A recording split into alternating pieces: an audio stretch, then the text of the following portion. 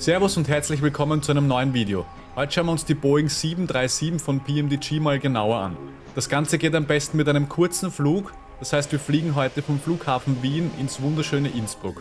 Um eine Boeing 737 erfolgreich zu starten, das heißt die Engines starten und dann auch erfolgreich abheben, sind einige Schritte notwendig. Welche Schritte das sind, das zeige ich dir in diesem heutigen Video. Das heißt, nach diesem Video bist du in der Lage, mit der Boeing 737 von PMDG erfolgreich und mit Spaß abzuheben. Und natürlich gebe ich dir noch ein paar Tipps und Tricks mit auf den Weg, damit das Fliegen mit der 737 noch mehr Spaß macht. Also bleib dran.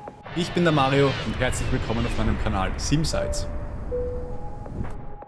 Bevor wir in den Flugsimulator einsteigen, schauen wir uns zuerst mal den Flugplan an, den ich schon auf SimBrief vorbereitet habe. Wir fliegen heute von Wien nach Innsbruck und sollte irgendwas passieren, landen wir in Linz zwischen, und zwar mit der Boeing 737-800. Wir fliegen in einer Höhe von 30.000 Fuß mit einem Kostindex von 6 und haben auch ein bisschen was mit. Die Route im Detail: wir starten auf der 1.6, fliegen über eine Departure, dann weg, haben dann ein paar Wegpunkte und landen über eine Arrival auf der 2.6 in Innsbruck. Das Ganze sieht dann im Detail wie folgt aus. Transition ist dann über RTT, was wir dann im Flugplan auch eingeben werden im Flugzeug. Das heißt, wir sind eigentlich ready und können in den Flugsimulator rüber wechseln. Gehen dann mal auf die Weltkarte. Zuerst hole ich mir natürlich noch den aktuellen Flugplan über den SimBrief Downloader, lade den da mal runter und schließe ihn wieder. Und jetzt kann ich hier mit Doppelleertaste den Flugplan mal laden. Das Ganze sieht dann wie folgt aus. Also wir sehen auch hier unsere Departure und unsere Arrival. Wir wollen hier jetzt natürlich dann noch sagen, von wo wir wegfliegen. Und zwar, da suchen wir uns jetzt noch einen schönen Platz aus. Damit wir die Passagiere auch sehen, stellen wir uns auf einen Parkplatz. Da stehen schon zwei, das heißt, wir nehmen die E48. Und bei der Ankunft schaut es wie folgt aus. Eben die Star ist schon ausgewählt. Wir kommen ein bisschen schräg und landen dann auf der Startbahn. Wir werden dann im Flieger selber einen RNAV Approach auswählen. Das heißt, da wähle ich dann diesen hier aus. Das heißt, wir kommen nicht ganz so schief, aber schon ein bisschen. Die Details schauen wir uns dann einfach an. Das tue ich hier wieder auf automatisch umstellen, weil es im Endeffekt, glaube ich, eh keinen Unterschied macht. Zumindest bei der PMDG, da muss man ja sowieso noch einmal alles neu setzen. Das heißt, das ist dann quasi nur für den Flugplan in der Weltkarte relevant. So, unseren Startplatz haben wir ausgewählt, auch wenn da oben fälschlicherweise wieder die Startbahn steht, aber der Platz müsste noch ausgewählt sein, genau. Dann schauen wir noch ganz kurz auf die Uhrzeit, es ist 15:05 Uhr UTC, das stellen wir da jetzt auch noch ein. Also natürlich nicht 15:05 Uhr, sondern irgendwo noch eine Zeit, dass die Leute Zeit haben zum Einsteigen. Und dann würde ich sagen, geht's auch schon los. Zu Boeing kann man noch sagen, es gibt insgesamt bei der 737 mehrere Typen, die man fliegen kann, also die 700, die 800. Es gibt auch noch eine 600 und eine 900, aber die habe ich mir nicht gekauft. Das heißt, die stehen hier nicht zur Auswahl. Und wir nehmen uns die 800er, das ist eine der gängigeren Varianten, die unterwegs ist. Die 700 ist auf der echten Welt nicht wirklich so häufig unterwegs wie die 800, deswegen nehmen wir eben die 800. Und als Lackierung natürlich Austrian Airlines, was denn sonst? So, wir kontrollieren da jetzt noch einmal und gehen auf Losfliegen.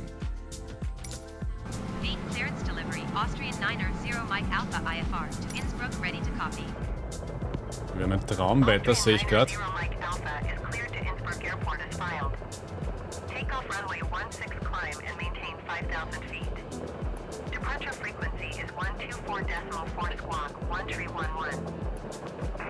So, da steht die erste wichtige Info, 5000 Fuß, das tragen wir dann auch nachher noch im Autopilotenpanel mit ein. Das ist unsere erste Höhe, auf die wir steigen dürfen.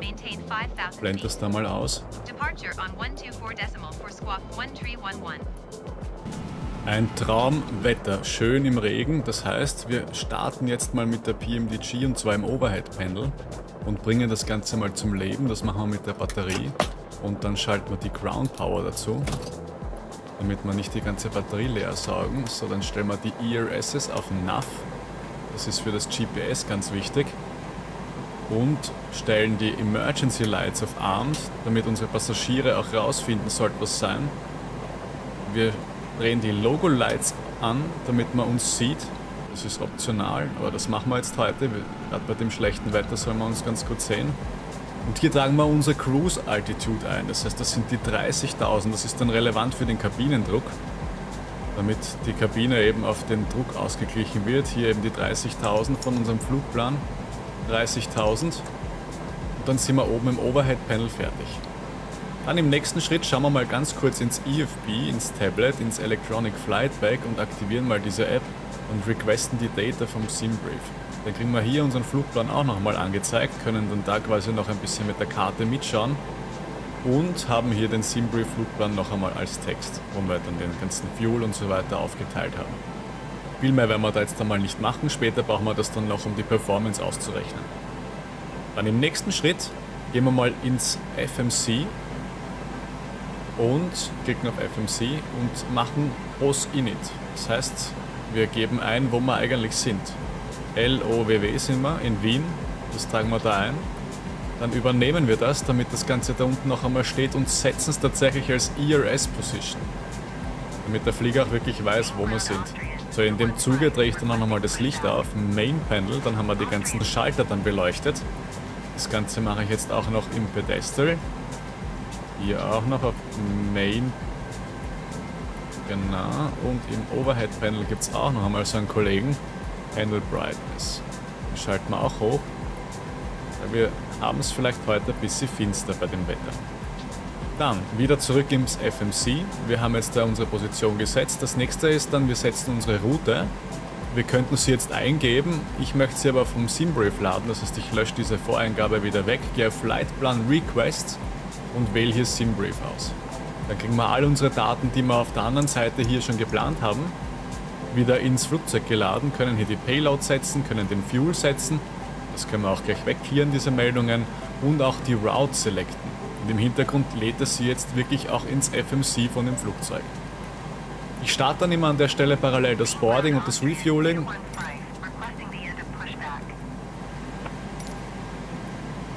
Boarding noch requesten. Das passiert dann alles im Hintergrund. Da fahren jetzt dann die Treppen auf uns zu. Eine unbemannte und eine bemannte. Da sitzt ein Geist drin. Und wir machen da weiter. Wir haben vorhin ja auf Load geklickt oder auf Select Route. Jetzt sagen wir Laden. Das hätte ein bisschen gedauert. Jetzt passiert der tatsächliche Route Uplink.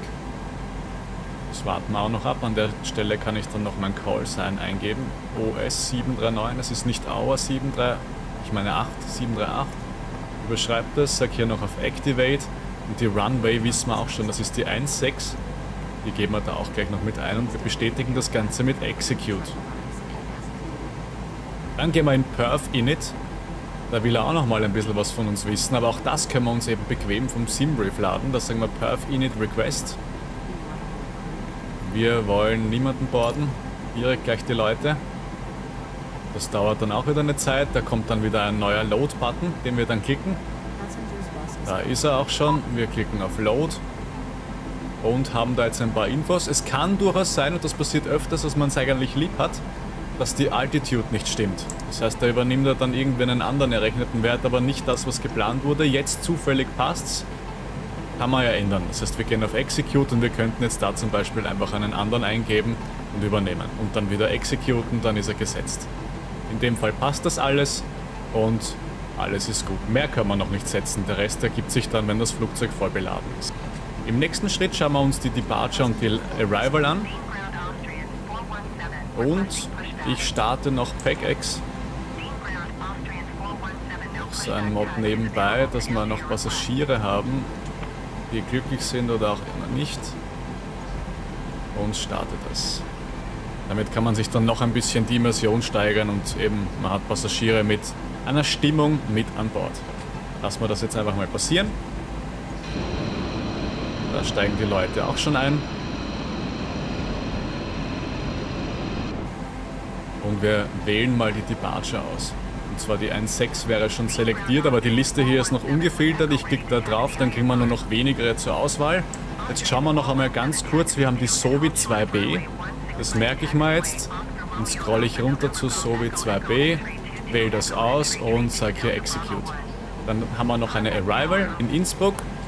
Da klicke ich ebenfalls mal drauf. Wie vorhin erwähnt, nehmen wir einen RNAV Approach. ILS gibt es hier nicht in Innsbruck.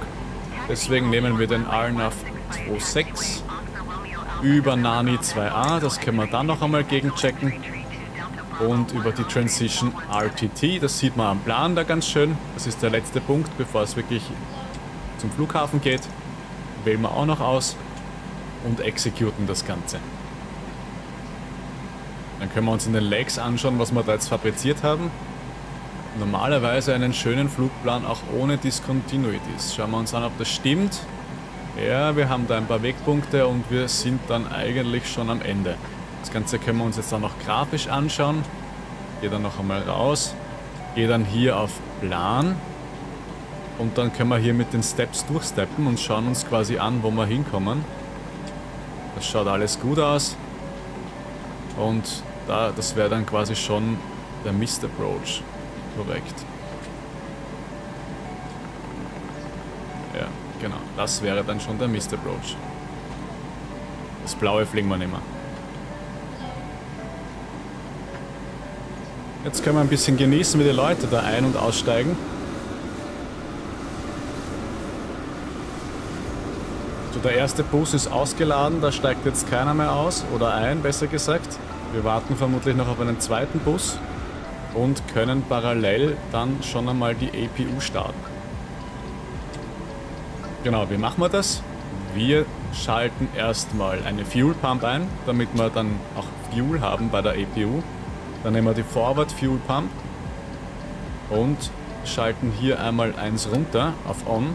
Dann warten wir da ganz kurz, bis der Oil Pressure angezeigt wird. Low Oil Pressure, und jetzt können wir das Ganze aktivieren. Dann fährt die APU jetzt hoch. Das ist schon einmal so weit, so schön, so gut. Das hört man dann auch entsprechend, wie dann da hinten ein bisschen Sound abgeht.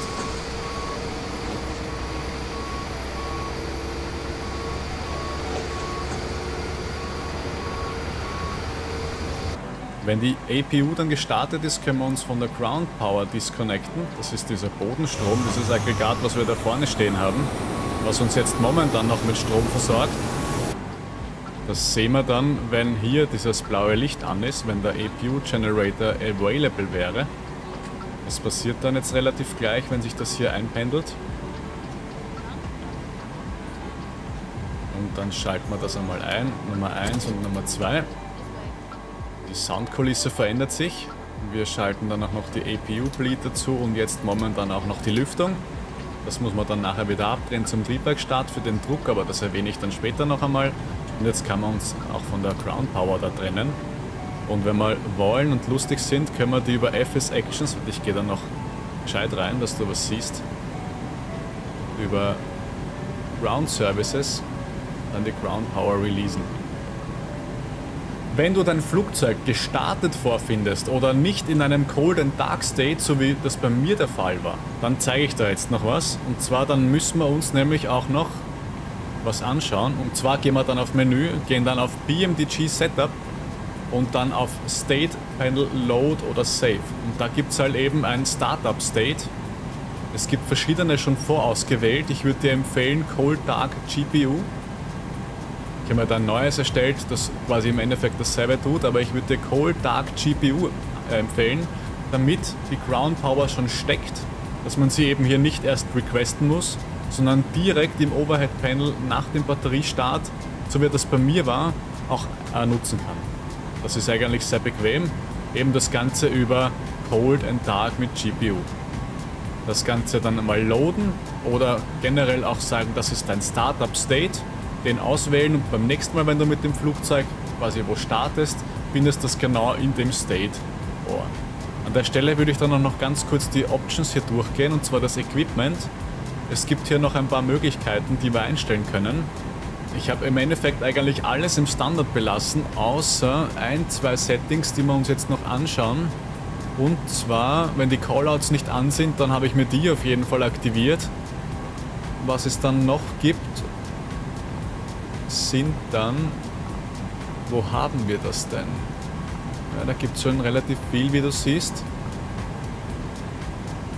Und zwar Auto Probe Heat. Dann habe ich einen Auto-Modus oben bei den Probe Heats. Dann steht hier eben nicht Off, sondern Auto. Und unten beim Engine Start gibt es auch noch eine Möglichkeit, sich hier einen Auto-Modus zu aktivieren. Ansonsten müsste man beim Engine Start auf Ground gehen, bis 10.000 Fuß auf Continuous und das dann nachher abdrehen. Und bei der Boeing haben wir eh schon genug zu tun, deswegen würde ich dir da empfehlen, setz das auf Auto. Ich schaue noch ganz kurz, wo das ist. Wo ist das denn? Und zwar Auto Ignition, genau. Wenn wir das auf Off stellen, schauen wir noch einmal rauf, dann steht hier nicht mehr Auto, sondern tatsächlich Off und wir müssen uns selber dann drum kümmern. Das wollen wir jetzt nicht. Wir stellen das wieder zurück auf On, also auf Yes und dann passt das. Wenn du das Tablet brauchst und nicht siehst, aber haben willst, wäre auch das jetzt die richtige Stelle, um das Tablet eben einzublenden oder eben wieder auszublenden. Ich lasse es immer an, weil man damit dann doch ganz gut die Landing Calculations durchführen kann. An der Stelle gibt es dann auch noch irgendwo die Einheiten, und zwar, dass man das Ganze von Pfund auf Kilo und so weiter umstellen kann. Das ist auch irgendwo da. Das zeige ich dir auch noch ganz kurz, wenn ich es denn finde, aber das finde ich schon.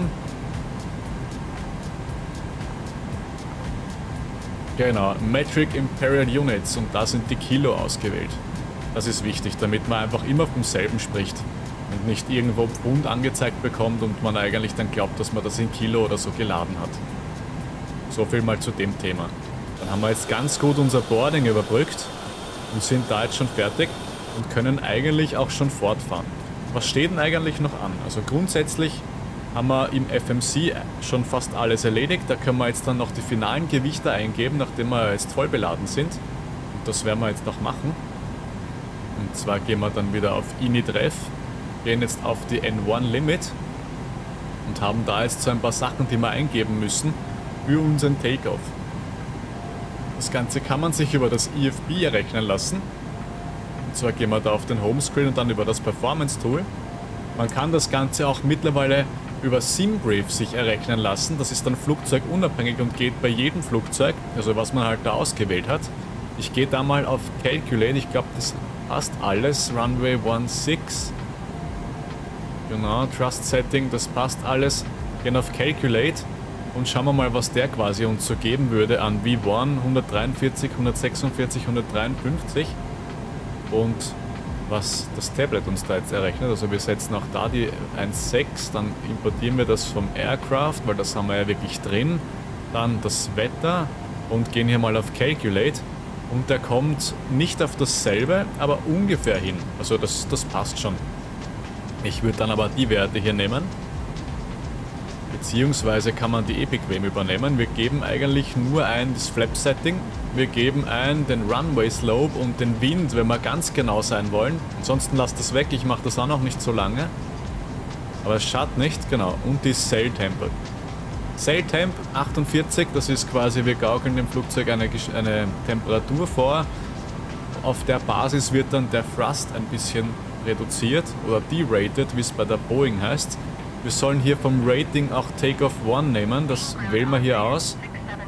Dann switcht auch Climb um, das heißt wir fliegen nicht mit Vollgas weg, wir fliegen mit 89% weg, was in dem Fall bei der Berechnung, bei den Gewichten, bei dem Wetter und so weiter vollkommen ausreicht. Dann im nächsten Schritt gehen wir auf Takeoff und wählen die Flaps, setzen hier mal eine 5 rein. Und bevor ich hier noch weitermache, gehe ich auf die Next Page und trage hier noch den Wind ein von VRB 2. Okay, dann lasse ich das in dem Fall weg. Und ein Runway Slope von 0%. Und gehe wieder auf die Seite 1. Und Center of Gravity setze ich mal, einfach anklicken und dann noch einmal klicken, dann ist es auch gesetzt.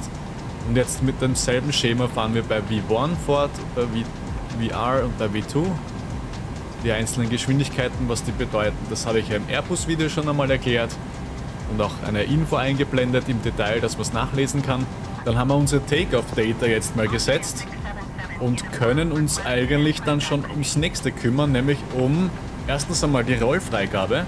Wir brauchen mal eine Rollfreigabe von der ATC,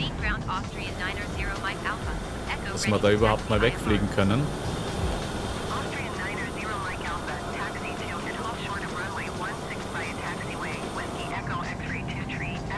So, den genauen Weg lasse ich mir dann wieder mit meiner Navigationshilfe anzeigen.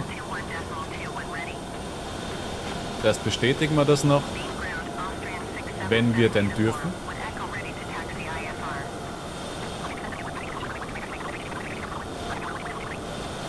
So, einmal bestätigen. Wenn man sich da ein bisschen Verkehr initiiert, hat man auf jeden Fall auch ein bisschen was im Krug.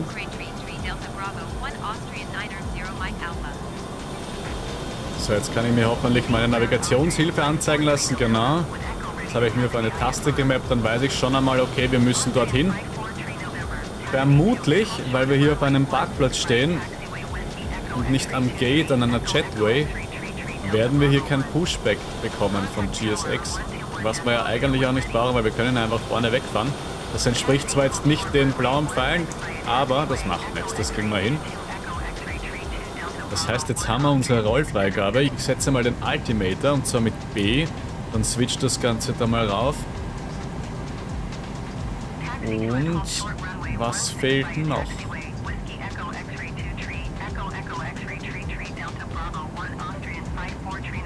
Dann holen wir uns noch von GSX eben die Prepare for Pushback und Departure. Wobei ich eben erwarte, dass er uns drauf schreibt, have a good trip.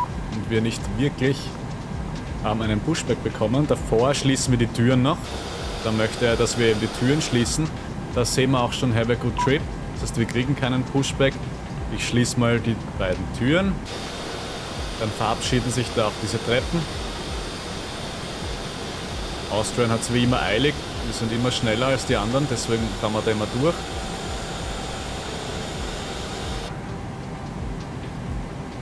Ja, das war's zumindest jetzt zum Pushback. Das heißt, wir werden hier jetzt eben keines bekommen. Have a good trip. Dürfen wir ja eigentlich auch schon unsere Engines starten. Ich begrüße noch unsere Passagiere zuerst. Public Address Generic. First Officer is speaking, man hört das nicht. Dann werden wir da auch noch ganz kurz umstellen. So, das soll passen. Ist eingestellt. Passagiere sind alle glücklich, zum Teil hungrig, zum Teil nicht. Da ist ein somewhat thirsty, somewhat hungry. Ja, du musst halt damit leben. Es wird nichts geben auf unserem Flug, er ist zu kurz. Dann schauen wir uns im Overhead-Panel noch ein bisschen was an. Dann haben wir noch einige Schritte zum Durchführen. Ich blende den Funk da mal wieder aus. Und zwar fangen wir links an. Wir wollen nochmal die Treibstoffpumpen aktivieren. Den Yaw-Damper brauchen wir dann später. Wir wollen auf jeden Fall dann noch die Window Heats aktivieren. Und die Probe Heats, auch wenn sie eigentlich auf Auto stehen dürften, aber die Lichter gehen dann einfach aus, wenn sie an sind. Und die Hydraulic Pumps stellen wir auf ein. Ansonsten, diese Höhe ist gesetzt. Wir wollen die Packs ausschalten. Wir brauchen den Druck für den Triebwerkstart nämlich. Ohne dem klappt es nicht. Das heißt, wenn die Engines nachher nicht hochfahren, dann fehlt entweder die APU-Bleed oder diese Packs sind noch an. Dann ist einfach zu wenig Druck da, um eben die Engine starten zu können. Dann Anti-Collision Light wäre spätestens jetzt zum Aufdrehen. Und dann würde ich sagen, was sagst du da noch? Nur noch die ELEC. Auch so ein kleiner Tipp, wenn man da draufklickt, werden die Fehler quasi noch einmal provoziert. Man kann sie zwar wegklicken, aber wenn man da wieder draufklickt, sind sie wieder da, um die einfach abzuarbeiten. Weil mit Fehlern fliegen wir natürlich nicht weg. Da drüben beim First Officer haben wir noch ein bisschen mehr. Aber das geht dann alles weg, wenn wir das Flugzeug entsprechend starten. Gesagt, getan. Ja? Wir dürfen es schon starten, das heißt, ich würde sagen, wir machen das auch. Die Leute haben wir begrüßt, nein, haben wir nicht, oder doch, aber ihr habt es nicht gehört. Spätestens jetzt. Und dann setzen wir uns da mal her und starten die Engines. Wir fangen mit der Engine Nummer 2 an, dem rechten Triebwerk. Packs sind aus, APU-Bleed ist an, das heißt, das müsste alles funktionieren. Dann schauen wir da mal ganz kurz raus. Man hört's, okay, sehr gut. Dann kommt die Druckluft schon einmal ins Triebwerk und bei ungefähr 25, zwischen 20 und 25 schalten wir jetzt noch den Fuel mit dazu. Das ist jetzt. Und dann fährt das Triebwerk wirklich final hoch auf seine Drehzahl.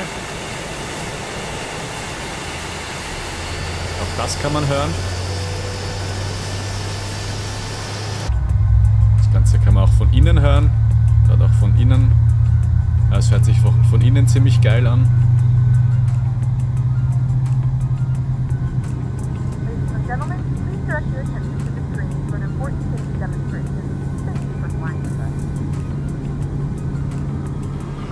So, das springt zurück. Das ist jetzt gerade passiert. auf Auto. Normalerweise müssten wir es jetzt auf Cons stellen, aber wir haben ja diesen Auto-Modus in den Equipments freigeschalten. Das heißt, das passt so. Wir sind ready für die Engine 1. Das heißt, die andere Seite. Genau, die andere Seite. Auch die fährt jetzt hoch und bei 20 bis 25 schalten wir dann den Fuel dazu.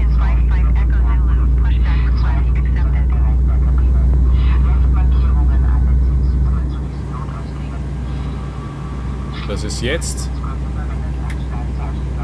Und dann fährt auch Nummer 2 hoch, also Nummer 2 in der Reihenfolge oder Nummer 1 von der Bezeichnung.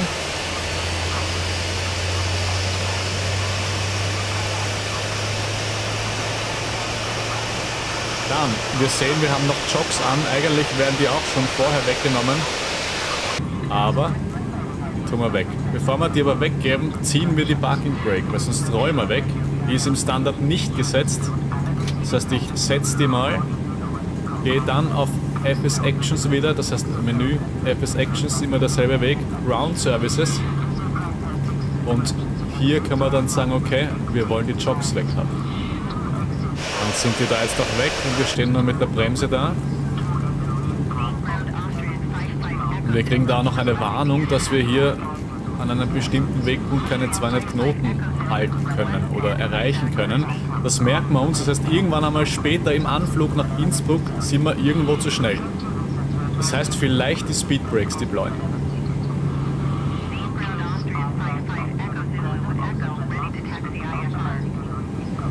Ja, passt soweit alles. Hier haben wir noch eine Warnung, TCAS off. TCAS werden wir da jetzt noch anstellen, dazu zweimal nach rechts auf TARA.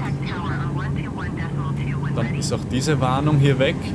Und dann können wir uns jetzt noch dem Autopiloten-Panel hier widmen.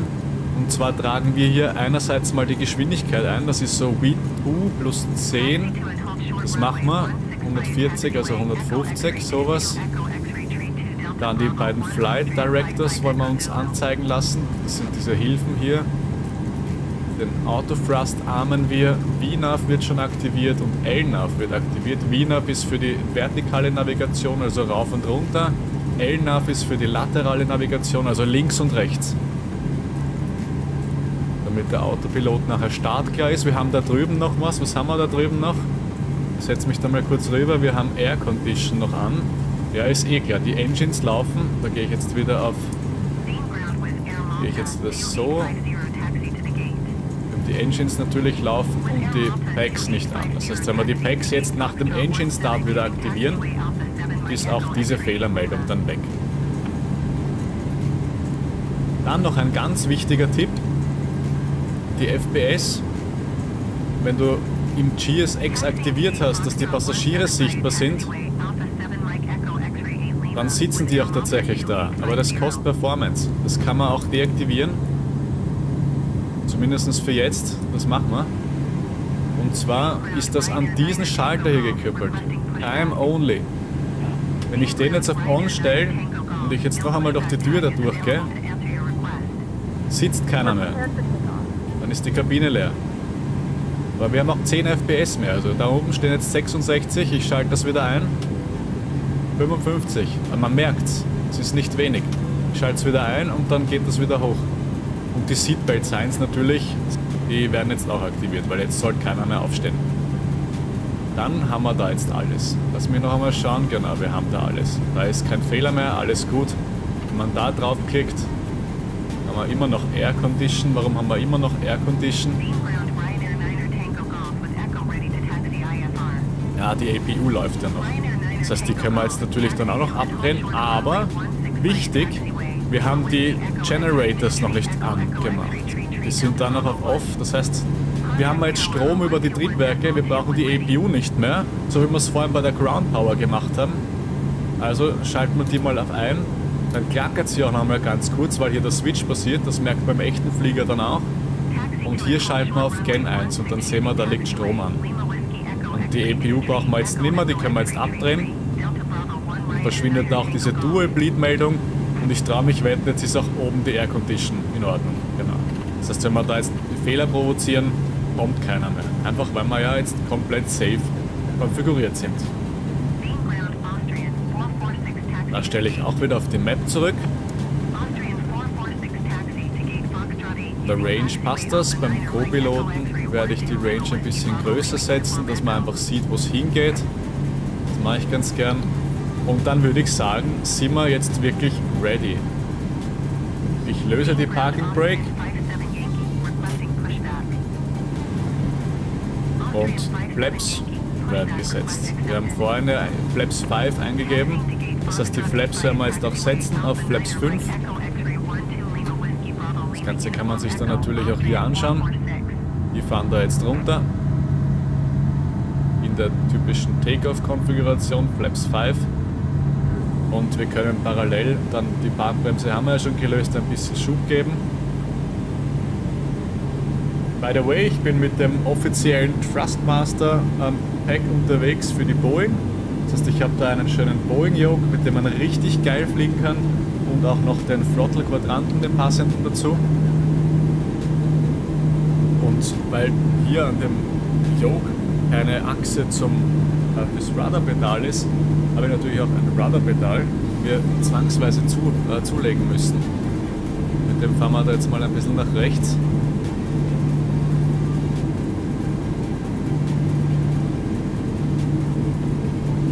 Headtracker ist ein bisschen verwirrt mit dem Mikrofon da im Weg und ich glaube, wir sollten ein bisschen mehr Gas geben. Da kann man sich die Pfeile dann noch einmal einblenden lassen.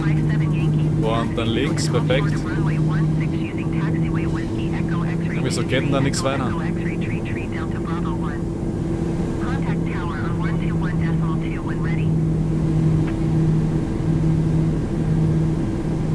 Das ist noch die falsche Linie. Ich weiß, ich fahre ein bisschen zu weit links.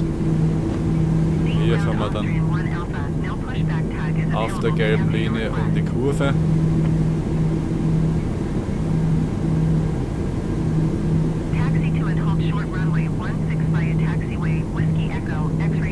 Lass die Anzeige da mal an.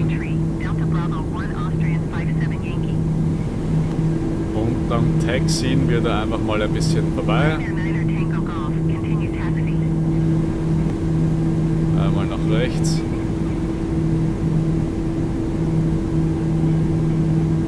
Und noch einmal nach links.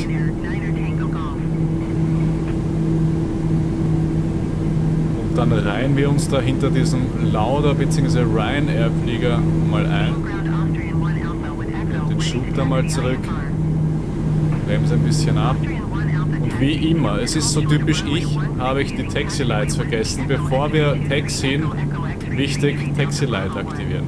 Mit den Lichtern habe ich es noch nicht so. Das ist so ein typischer Faktor zum Vergessen. Der dann auch schon geschlichen, genau, dann können wir uns da herstellen und dann mal abwarten.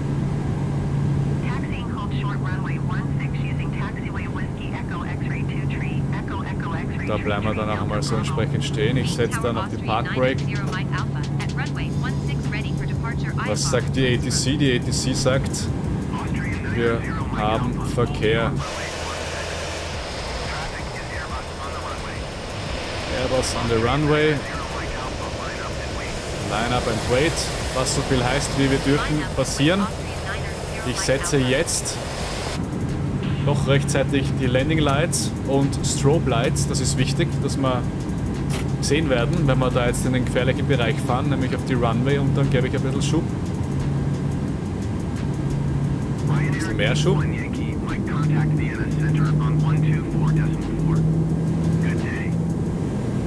Autobrake stellen wir noch auf Rejected Takeoff. Sollten wir abbrechen müssen, haben wir urharte Bremsung.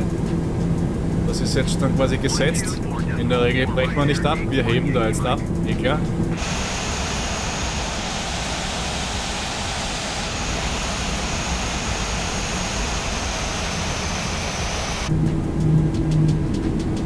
So, normal rolle ich da immer durch. Jetzt bleiben wir da noch einmal ganz kurz stehen. Wir richten uns da aus in der Mitte. Bleibe ich dann noch einmal stehen, dass wir es schön langsam angehen können. Wir sind ja jetzt nicht auf der Flucht. Clear for Takeoff, perfekt. Und dann haben wir alles gemacht. Wir haben alles gemacht. Die Lichter sind an, alles korrekt. Das heißt, wir schieben den Thrust jetzt nach vorne, den Throttle besser gesagt.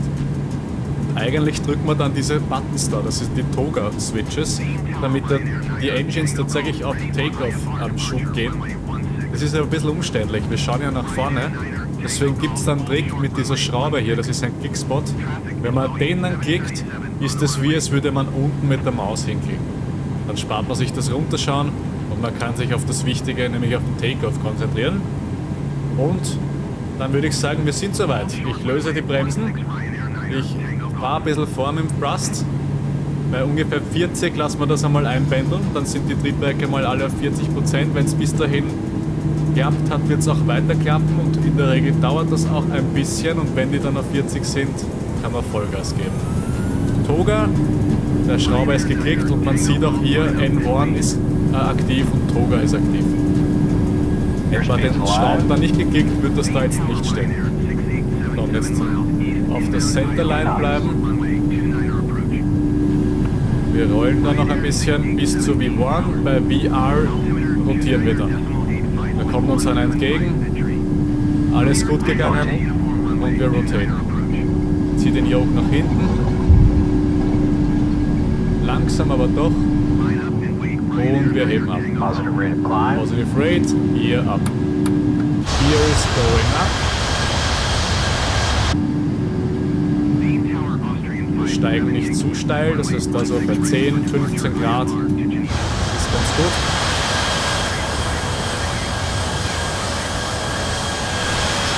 Und wir verlassen Wien. Sind schon recht flott.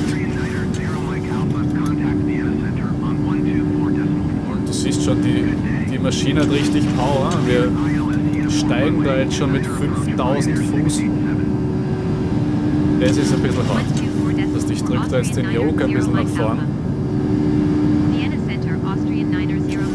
Und wir lenken auch schon mal nach rechts.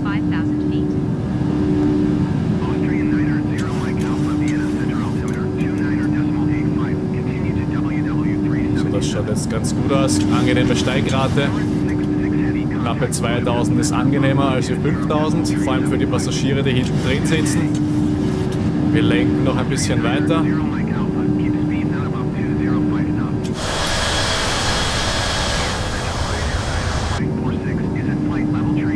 Aufpassen, dass kein Bank-Angle passiert. Das ist schon ziemlich weit jetzt. Die ATC sagt uns, wir dürfen nicht über 205 Knoten. Das werden wir noch beachten. Das stelle ich dann doch noch hier ein.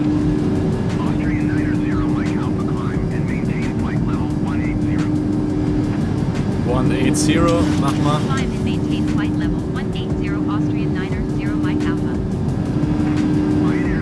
Ist gesetzt. Wir sind natürlich perfekt auf dem Pfad, also nicht. So, jetzt wäre dann auch schon die Zeit, dass wir uns da ein bisschen leveln und die Speed aufbauen.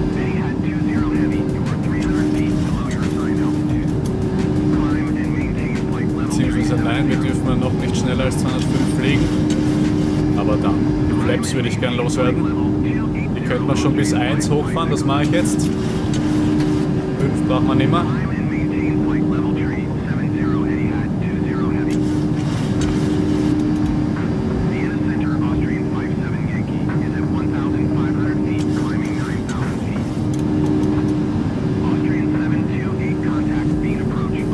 So, und wenn wir den Punkt dann passiert haben, können wir auch ein bisschen schneller fliegen.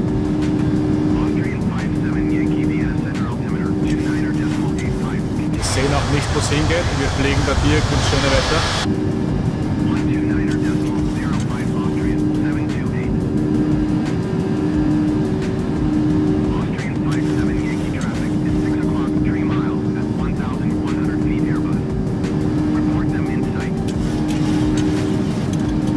Natürlich könntest du theoretisch jetzt schon den Autopiloten reintun oder auch schon reingegeben haben.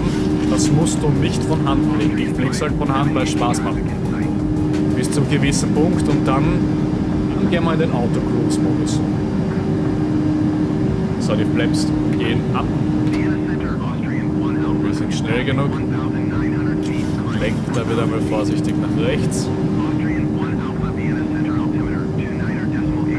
Wir haben die 10.000 erreicht, das heißt, wir drücken hier auf Standardbarometer und spätestens jetzt kommen die Landing Lights weg. Die brauchen wir nicht mehr. Und wir lenken ein bisschen nach rechts. Und wir dürfen 250 fliegen. Also wird Wien auch wieder aktiviert. Der Speedpark geht höher.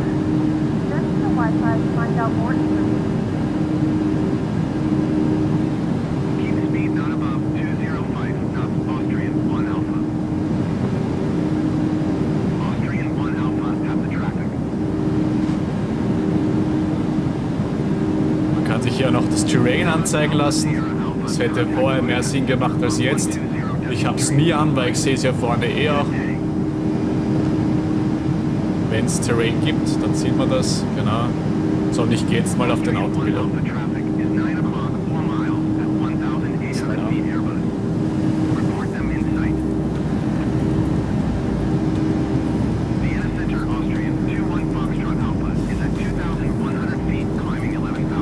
Genau, was passiert jetzt? Der Flieger steigt jetzt auf 18.000 in seiner vorgegebenen Geschwindigkeit.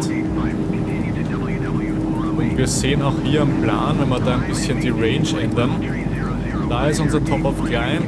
Das heißt, bei Sowil haben wir dann unsere tatsächliche 30.000 Fuß. Ein bisschen dauert es noch. Parallel können wir über PEGX noch eine Ansage machen. Warum nicht?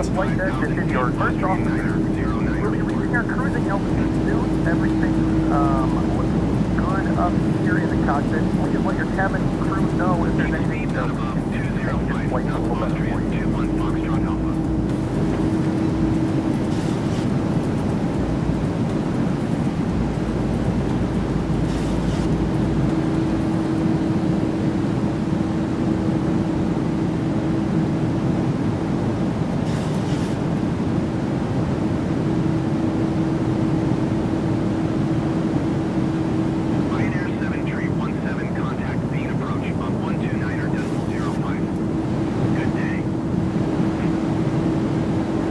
Weil das Ganze jetzt eigentlich recht lang dauert und relativ unspannend ist, weil wir müssen jetzt ja eigentlich nichts mehr machen, zeige ich dir jetzt noch den Auto-Cruise-Modus. Der befindet sich im Menü. Ich gehe da noch einmal ein bisschen näher ran. Unter FS Actions und da gibt es den Auto-Cruise-Modus. Also wir müssen zuerst noch die Höhe einstellen.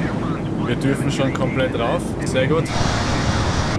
Upsa, das machen wir noch. Stellen wir das noch schnell ein. 30.000 und dann müssen wir echt nichts mehr machen. Dann sind wir jetzt fertig. Und dann nachher nur noch sinken und landen. Sehr gut. Ist eingestellt, dann wieder zurück da nach unten. Auto-Cruise. Darf ich vorstellen, das Ganze ist recht praktisch, wenn man nicht die Zeit 1:1 abfliegen will. Das heißt, so wie wir das jetzt machen, ich gehe da jetzt auf ein und dann setzt er das automatisch und erhöht die SIM-Rate auf den Wert, der hier maximal eingestellt ist. Das heißt, wir können maximal 4-mal so schnell fliegen, also in 4-facher Geschwindigkeit. Und dann vergeht die Stunde halt 4-mal so schnell. Und du siehst schon, dabei SIM-Rate steht auch 4-mal. Die Uhr wird dabei grün. Wenn man den Auto-Cruise-Modus deaktiviert, ist die Uhr wieder weiß. Wenn man die SIM-Rate über normale Mittel, über den Flugsimulator, wo ist denn das, erhöhen möchte, kann man das auch machen. Dann hat man weiterhin diese Uhr in gelb und diese Uhr in rot. Ich habe da noch einen Mod, damit ich es auch sehe und mich nicht nur darauf verlassen muss, was ich gerade eingestellt habe. Oder aber man lässt das Depoting machen. Dann aktiviert man eben den Auto-Cruise-Modus, weil dann geht das Ganze ein bisschen ruhiger vonstatten, so jetzt einmal. Er geht runter auf mal 2, wenn er es sonst instabil fliegen würde. Man sieht jetzt, jetzt geht's, mal 4, der zirkt das schön an, würde man jetzt eine Kurve haben, würde er vorher wieder ein bisschen runtergehen, dass man bei der Kurve halt wirklich auch schön das fliegen, was man fliegen soll. Da ist das ein bisschen flexibler als die SIM-Rate hart auf mal 4 eingestellt, muss man dazu sagen. Also ich nutze das ganz gern. Du siehst, die Zeit vergeht dann ruckzuck, wir sind gleich am Top of Climb. Den treffen wir auch, die grüne Linie zeigt, wo er wirklich stattfindet, das TC im Flugplan zeigt uns, wo es geplant wäre. Das heißt, das trifft sich eigentlich genau dort, wo man es erwarten würde.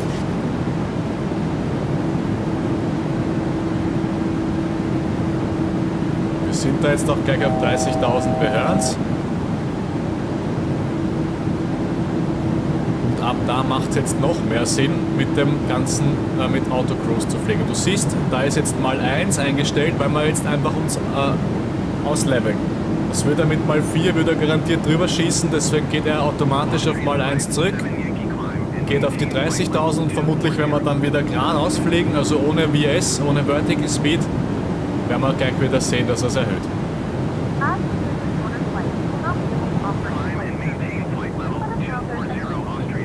So, da können wir die Seatbelt Sensor ausschalten. Das machen wir da auch noch einmal. Und jetzt haben wir ja die Performance, jetzt setzen wir uns ganz kurz nach hinten in die Passagierkabine. Das geht jetzt ganz kurz, dann schauen die Leute auch ein bisschen besser aus und nicht zu kantig und können genießen. Weil wir haben jetzt eigentlich nichts mehr zu tun. Das war jetzt nochmal der ganze Cold and Dark Prozess mit dem Start, mit dem Takeoff. Jetzt sind wir im Climb, jetzt sind wir im Cruise, haben eben unsere Reiseflughöhe und ja, können abwarten, bis in der Map da unten jetzt der Top of Descent angekündigt wird. Also in der Map, wo ich rausgezoomt habe, wo ich immer möglichst das Ganze sehen möchte, wie weit ich es noch habe, sieht man schon durchblitzen. Also da kommt so ein TD durch. TD steht in dem Fall für Top of Descent. Und in der anderen Karte, wo die Range noch nicht groß genug ist, sehen wir es noch nicht. Ich schalte ein bisschen raus, das heißt allzu lang fliegen wir eigentlich gar nicht auf Reiseflughöhe.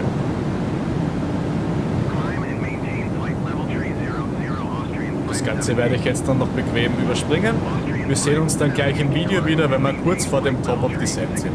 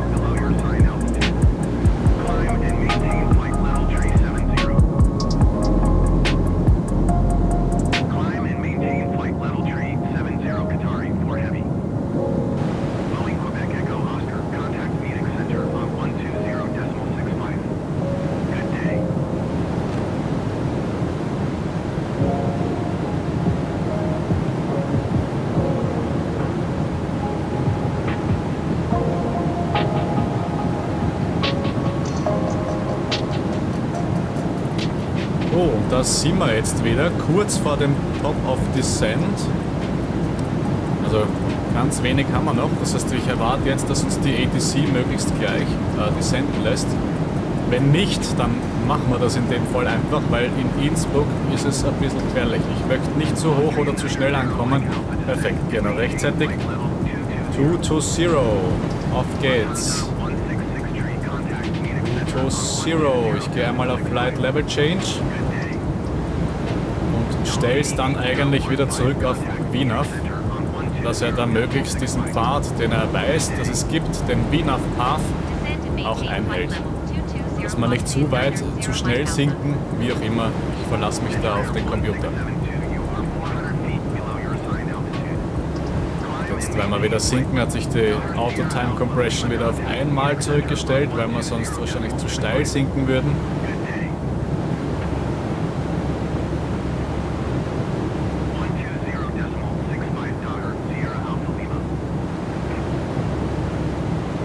Ja, das Spannende zu Innsbruck ist, wir haben kein ILS. Das heißt, wir können uns dann da mal so ein paar Daten holen, ob sich das überhaupt ausgehen würde. Also wir haben noch ein bisschen Distanz. Ja, genau, also wir könnten das brauchen und das brauchen wir wirklich. Das heißt, knapp 1000 Feet haben wir noch Platz, was immer gut ist. Und eben kein ILS. Also wir kommen in die 2.6 hinein mit einem RNAV Approach, den wir im Flugcomputer schon eingestellt haben. Parallel gibt es aber in Innsbruck trotzdem einen Landekurssender, ein DME. Das können wir uns als Funk einstellen. Das mache ich jetzt nämlich auch. Das ist die 111.1. Das heißt, wir stellen hier 111.1 ein, damit ich dann zumindest den Gleitslope auch angezeigt bekomme, auch wenn ich den nicht 1:1 nachfliegen darf. Weil der ist nämlich in Innsbruck direkt und nicht an der Landebahn. Weil sonst gäbe es ja auch einen ILS-Anflug. Aber wir lassen uns hier trotzdem ein bisschen unterstützen. Ich schalte das dann jetzt noch rüber, dass das die aktive Frequenz ist. Hier kann man übrigens immer die ILS-Frequenz eingeben. Man kann nicht, nur man muss. Also gibt man das hier nicht ein, dann hat man einen ILS-Landeanflug. Dann gibt es einfach kein ILS-Signal. Das heißt, wahrscheinlich kennst du das schon. Und wenn nicht, dann freut es mich, dich mit diesem Panel hier bekannt zu machen. Das braucht man eben zum Landen einmal. Ich stelle das auch auf beide Seiten immer ein. Das müsste ich theoretisch nicht. Tue ich aber, das sollte ich doch Auto landen wollen und beide Autopiloten aktivieren, ja, dann klappt das nur, weil auf beiden Seiten auch dieselbe Frequenz eingestellt ist, logischerweise. Ansonsten, wenn wir es uns nur anschauen wollen würden, würde es auch reichen, noch einer einzugeben. Genau, wir sehen schon, wir sind etwas zu hoch jetzt. Das heißt, ich drehe da jetzt mal runter, ich habe da irgendwas verpasst. Wo gehen wir da hin? Und zwar 15.000. Dann wird es eh schon spannend, ob wir das dann noch schaffen. 15.000, Level Change und dann eigentlich wieder VNAV. Ich kann mir gut vorstellen, dass sich das jetzt schon nicht mehr ausgeht. Weil, wenn du dich erinnerst, zu Beginn ist da ja auch noch gestanden, dass wir an irgendeinem Punkt zu schnell sind. Es wird dann irgendwo da ein Punkt sein. Da ist dann schon die Runway. Ja? Ich glaube, wir werden eine kleine Holding einbauen. Wo kommen wir denn da hin? 15.000 wären wir dann hier, was eigentlich noch gut ist, weil wir gerade eine relativ harte Sinkrate haben. Man kann sich dann auch noch parallel noch etwas weiteres einblenden lassen, wenn man da auf CTR klickt, noch einmal draufklickt, dann hat man da so einen schönen Flight Path Angle angezeigt. Das ist dann später ganz praktisch, um zu sehen, kommt man überhaupt am Boden an rechtzeitig, würde man sich mit dem ILS-Signal treffen oder überschießt man es. Wenn wir da jetzt noch genau schauen, das ist hier ein Constraint, hier müssen wir über 150 Knoten fliegen. Das geht sich aus.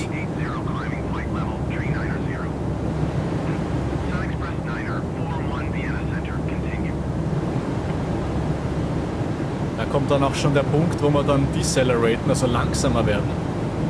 Das heißt, da geht jetzt relativ flott alles vonstatten. Wir haben einen leichten Approach ausgewählt, Innsbruck. Also war natürlich nur Spaß, das ist kein leichter Approach. Aber wir schaffen das.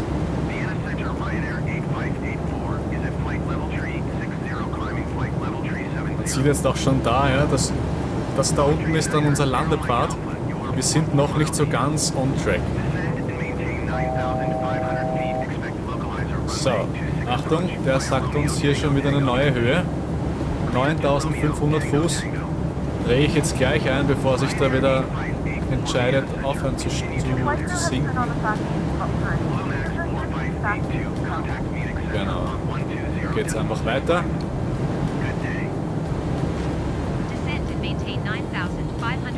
So, jetzt gehe ich da drüben vom Range auch ein bisschen raus. Aber jetzt sehe ich da recht wenig, jetzt will ich da ein bisschen mehr Information sehen.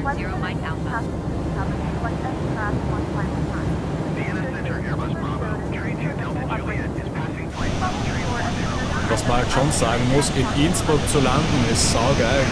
Man hat da eine schöne bergige Landschaft, wenn man sie denn sehen würde. Jetzt haben wir gerade ein bisschen schlechtes Wetter. Und wir fliegen immer noch im Autocruise, das werde ich jetzt auch einmal ändern. Und zwar drehe ich das jetzt wieder ab.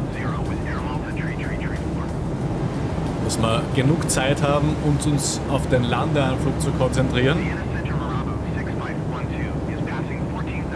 Aber auf jeden Fall sehr praktisch. Wir haben uns jetzt locker eine halbe Stunde gespart, indem wir da einfach auf Auto-Time Compression geflogen sind. Ich habe jetzt eigentlich nichts verpasst, ehrlicherweise.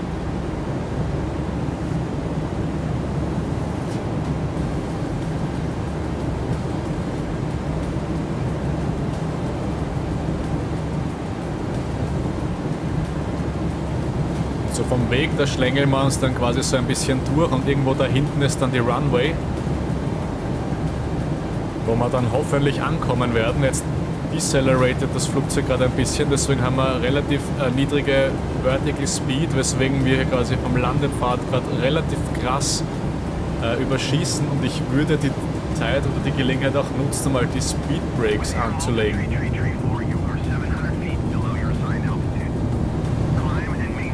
Damit wir da wieder ein bisschen Fahrt aufnehmen, weil so kommen wir nicht an. Und ich würde es ehrlich gesagt gern vermeiden, da jetzt noch eine Holding zu fliegen.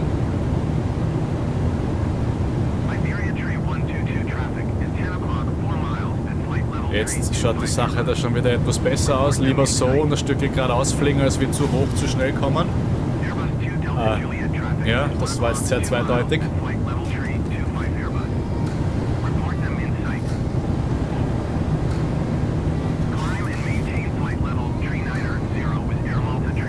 Ich würde dann die Speed Brakes dann auch gleich wieder rausnehmen. 210 haben wir eh schon eine gute Speed. Speed Brakes sind wieder draußen.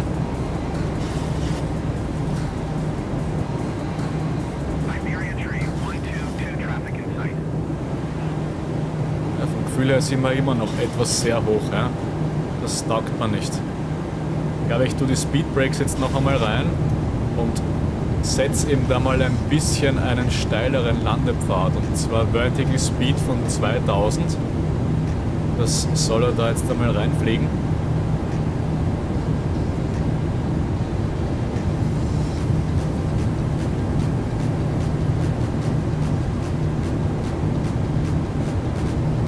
So, die nächste Aufgabe. Standard leuchtet jetzt orange. Wir sind gleich bei den 10.000. Wir drücken den Knopf einmal und dann wähle ich noch einmal B, um den Altimeter entsprechend zu setzen auf den richtigen Wert. Und bei 10.000 schaltet man die Landelichter auch wieder ein, um sein Landevorhaben eben anzukündigen. Dann sieht das auch jeder. Und jetzt schauen wir mal ganz kurz, wo wir da stehen. Gefällt mir das? Ja, ich glaube, das gefällt mir. Auf 9,5 müssen wir sein. Ich tue die Speed Brakes wieder raus. Und wir dürfen wahrscheinlich so sinken. Na, ich will aber. Er soll hier weiter sinken. Ansonsten kommen wir ja wieder ins nächste Problem. Wobei der VNAV Path sagt, wir könnten auch hier ein bisschen höher sein, was gut ist. Deswegen sinkt er nämlich auch gerade nicht. Ja?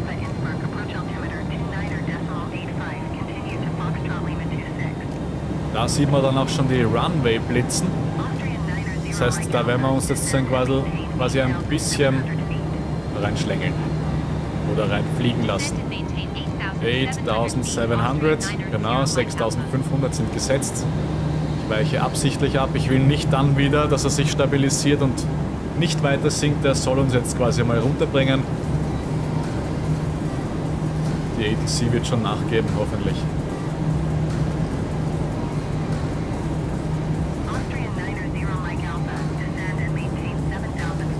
$7,500.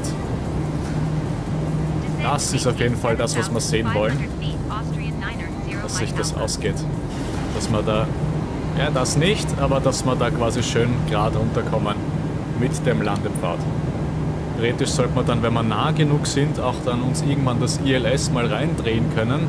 Ich gehe da mal auf Approach, ich drehe den Regler dann nach links auf Approach. Dann sieht man hier schon, das ist nicht richtig ausgerichtet, weil der Kurs nicht stimmt, weil natürlich die Landebahn 1.6 liegt bei 159. 2,6, Entschuldigung.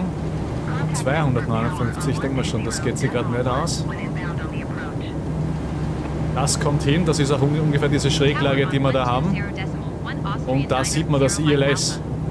Nur da. Und hier in weiß, weil wir haben es ja nicht aktiviert. Es ist auch kein ILS-Anflug, aber erinnere dich, wir haben trotzdem eine ILS-Frequenz hier eingestellt. Deswegen sehen wir auch hier quasi unser Glide-Slow. Die nehme ich mir jetzt noch als zweite Kontrolle, ob wir hoch oder niedrig genug sind, dass das eben passt. Ich würde die Flaps mal raus tun. Die Gear down.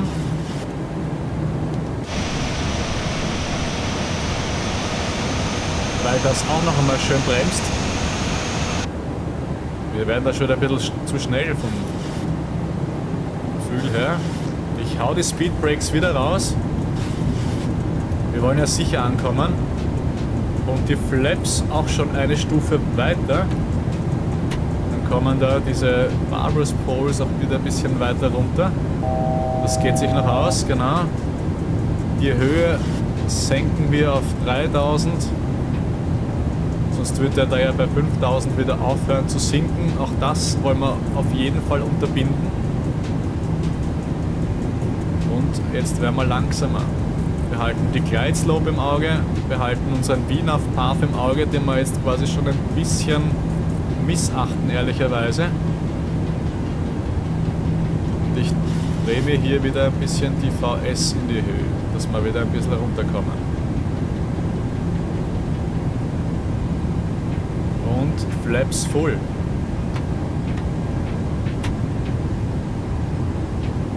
Man hört auch noch die Speed Brakes, die tue ich jetzt wieder rein. Wir sind ja doch jetzt langsam genug, hoffentlich.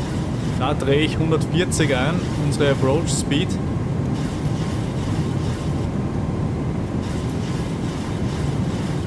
Und jetzt bleibt quasi nur abzuwarten und zu hoffen, ob wir es denn schaffen.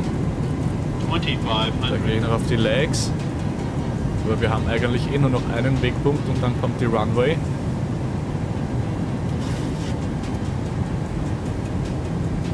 Ich gehe da wieder auf die Map, dann wieder zweimal auf Center.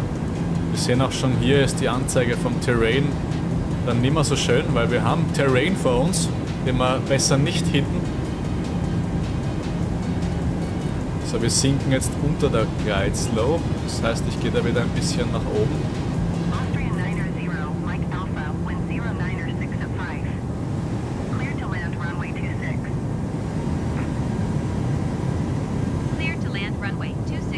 Schauen wir uns dann hier nochmal den Pfad an. Der schaut perfekt aus. Das heißt, ich tue mir diese ganzen störenden Informationen da jetzt wieder weg. Hau mich hier auf den Plan, die Range ganz klein drehen. Und wir haben jetzt quasi etwas vor. Und zwar werden wir da jetzt ein bisschen übernehmen und geradeaus uns ausrichten hier. Das heißt, ich würde das Ganze ohne den Autopiloten machen. Weil mit ist ja Fahrt, ansonsten passiert das jetzt eben automatisch. Ich löse den jetzt mal. My Controls. Und dann fliegen wir das Ganze einfach selber. Alt Hold werden wir deaktivieren.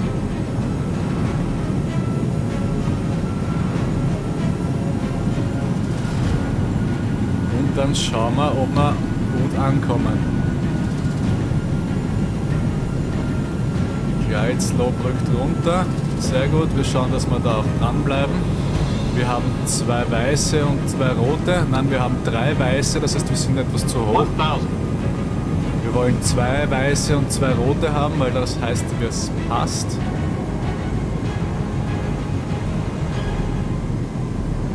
Jetzt haben wir 2 weiß, 2 rot. Ich hoffe, man kann das gut erkennen. Dann schauen wir, dass wir uns da sicher runterbringen. Heutige Speed ist noch ein bisschen hart. Du siehst doch schon, die Glide Slope ist jetzt nicht ganz richtig. Also würden wir die nachfliegen, würde man nicht richtig ankommen. Da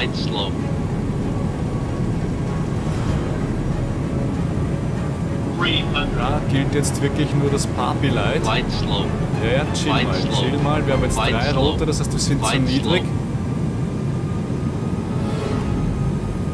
2 rote, 2 weiße, jetzt sind wir zu hoch. 100. Da ist ein Profi am Werk und jetzt drücken wir uns da runter. Bei 50 nehme ich den Thrust weg und schauen wir, dass wir uns da ein bisschen sanft aufsetzen. Das sollten wir jetzt bald machen.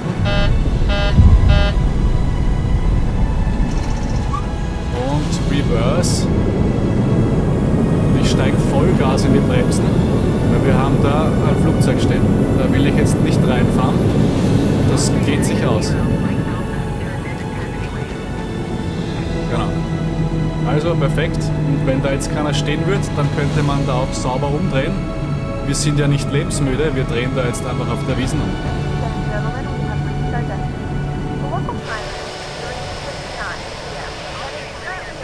Ja, so macht man es eigentlich nicht, aber es geht.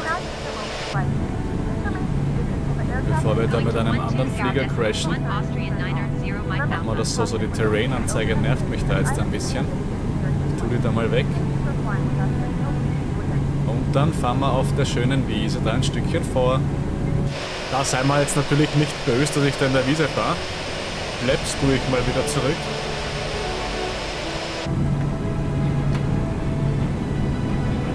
Kann ja ich nichts dafür, dass da gerade einer steht. Und reinfahren wollen wir dem ja auf gar keinen Fall. Abbremsen konnten wir ja noch rechtzeitig. Das schauen wir auch, dass wir alles stehen lassen, was da am Boden festgemacht ist. Perfekt. Wieder ein bisschen Gas.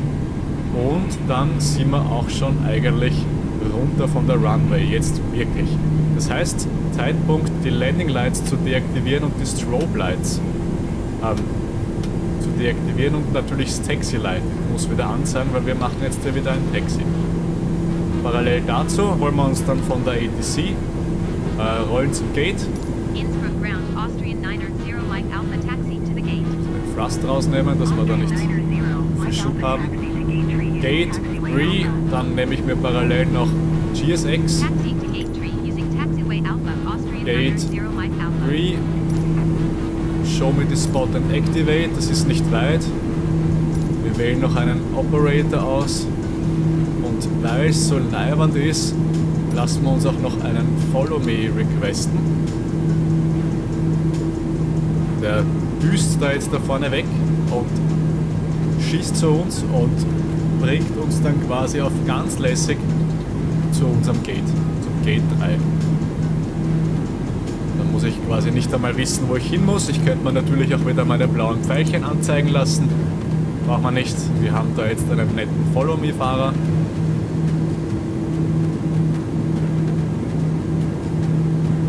Und zeig uns bitte den Weg. Wir rollen da jetzt auf geschmeidig einfach mit.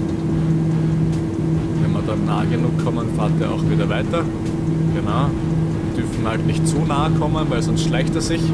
Dann sagt er aborted wegen Safety Reasons. Und wir wollen ja nicht aborten. Das ist sogar fast ein bisschen zu schnell. Dann kann man noch ein bisschen Gas geben. Das Wetter hat auch gut gehalten. Wir sind zwar beim Wegfliegen ein bisschen nass worden, aber in Innsbruck haben wir eigentlich gesehen, wo wir hinfliegen wollen, wo wir landen wollen. Alles gut. Gerade in Innsbruck sind die Speedbrakes auch dein Freund. Also du hast ja gesagt, ich habe sie braucht. Hätte ich die Speedbrakes jetzt nicht eingesetzt, wären wir garantiert wahrscheinlich zu schnell kommen. Und der biegt da jetzt ein und jetzt bin ich ihm zu nahe gekommen. Schweinerei. Jetzt bricht er ab. Aborted for safety reasons. Naja, dann würde ich sagen, den letzten Meter darüber, den kriegen wir selber hin. Da steht ja sogar jemand. Das geht aber nicht.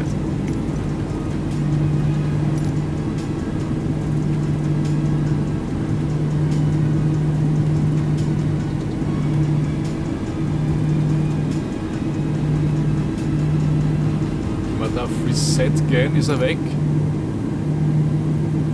Nein. Na, dann müssen wir es realistisch machen, dann nehme ich den Platz daneben.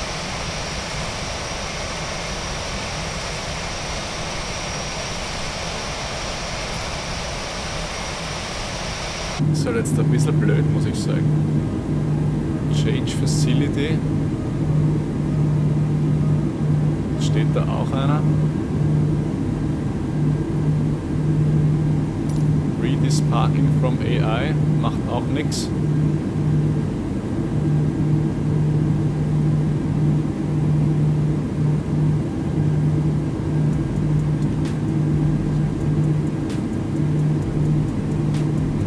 Dann changen wir die Facility halt mal auf den Gate 7 und wir sagen jetzt Warp Midair. Ist das jetzt egal? So, Park Brake gesetzt.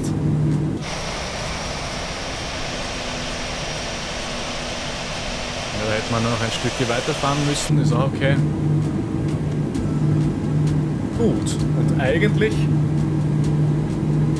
hätte man die APU starten können.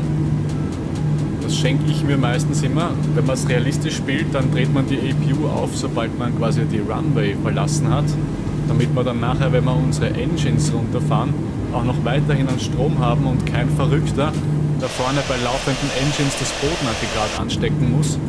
Aber es ist wie es ist. Wir setzen die Jogs. Wir requesten die Ground Power. Da ist unser Aggregat. Und damit können wir jetzt ohne den APU-Start die Triebwerke runterfahren. So, das hört man auch gleich.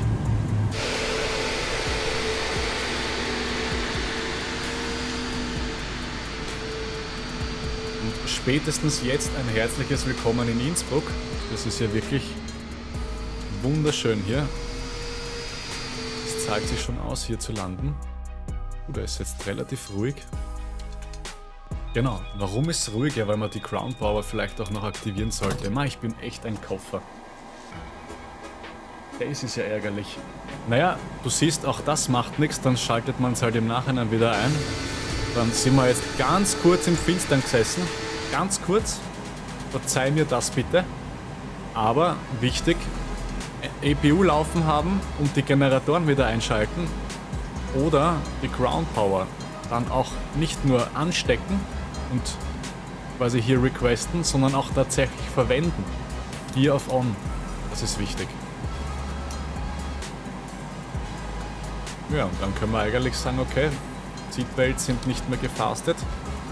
Die Passagiere sind zum Teil hungrig und durstig. Wie angekündigt hat es nichts gegeben auf so einem kurzen Flug. Wir waren ja kaum auf Reiseflughöhe. Vielleicht ein paar Minuten. Und dann lassen wir die wieder aussteigen. Seatbelt Signs off. GSX requesten wir das Deboarding.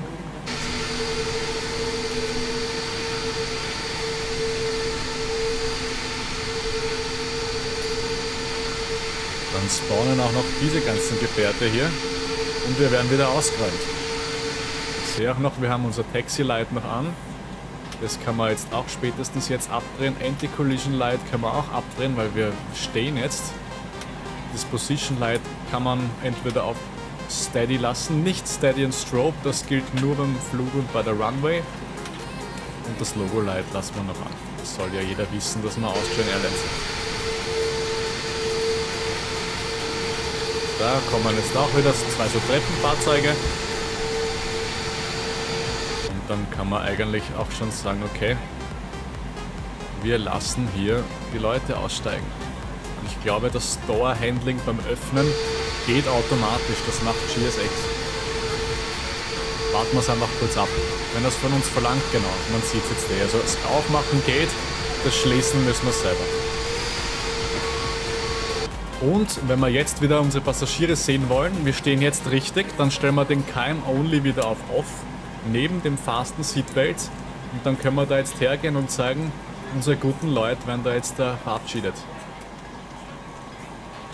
Wir haben da auch eine schöne First Class Cabin, das heißt vorne sind die Sitze ein bisschen größer, da sind die Leute auch ein bisschen happy und da hinten sitzt man dann quasi schon zu dritt auf demselben Platz wie vorne auf zwei. Was ist da jetzt mit den Kollegen? Steigt sie aus oder nicht? Ja, genau. Da kommen schon die ersten. Auf Wiederschauen. Wiederschauen, du musst dich nicht bücken, so groß bist du auch nicht. Der nächste, ein Zwilling. Und da kann man dann quasi raus. Und soweit ich das vorhin richtig gelesen habe, gehen die Leute tatsächlich zu Fuß da jetzt zurück. Da kommt kein Bus.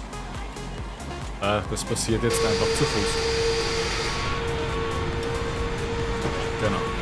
Also die werden da jetzt alle auf ganz geschmeidig den Weg da zurückgehen und ich glaube da reingehen.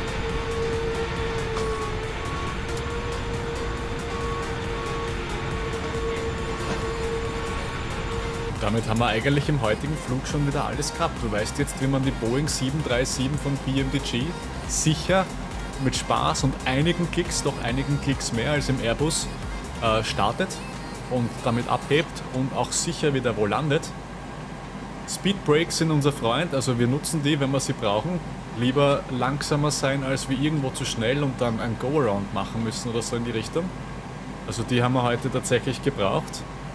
Und ja, verglichen mit dem Airbus schon deutlich mehr Aufwand. Deswegen stelle ich mir so kleine Sachen wie hier diesen Schalter da auf Auto, dass ich nicht bei 10.000 Fuß neben den Lichtern auch noch den Schalter nach rechts drehen muss, beziehungsweise in die Mitte auf Off und so weiter und so fort. Und ja, im Großen und Ganzen war's das. Wenn du Fragen hast, schreib mir die gerne in die Kommentare. Ich hoffe, ich konnte dir weiterhelfen. Ich hoffe, du hast doch Spaß gehabt, dass es nicht nur ein reines Tutorial-Flugvideo war, sondern auch ein bisschen Action dabei, weil so sicher war die Landung anfangs ja doch nicht, wie sie ausgesehen hat. Ich habe ja mal vergessen, eine Höhe einzudrehen. Ist knapp geworden, aber ist sich ausgegangen. Also wie gesagt, ich hoffe, du hattest Spaß, dir hat das Video gefallen und wir sehen uns beim nächsten Mal wieder. Jetzt weißt du, wie das Ganze bei der Boeing 737 von PMDG funktioniert. Wenn du jetzt wissen willst, wie das Ganze vom Phoenix beim A320 funktioniert oder auch beim Fly-by-Wire A320, dann kann ich dir nur wärmstens empfehlen, dir jetzt eines dieser beiden Videos anzusehen. Wenn dir das Video gefallen hat und du mich unterstützen willst, dann gib dem Video bitte einen Daumen hoch und abonniere den Kanal, dann verpasst du auch keine neuen Videos mehr von mir. Und es war mir eine Ehre, dich an Bord gehabt zu haben. Bis zum nächsten Mal. Ciao, Baba. Gerne auch mit diesem Video oder dieser Playlist weiterschauen.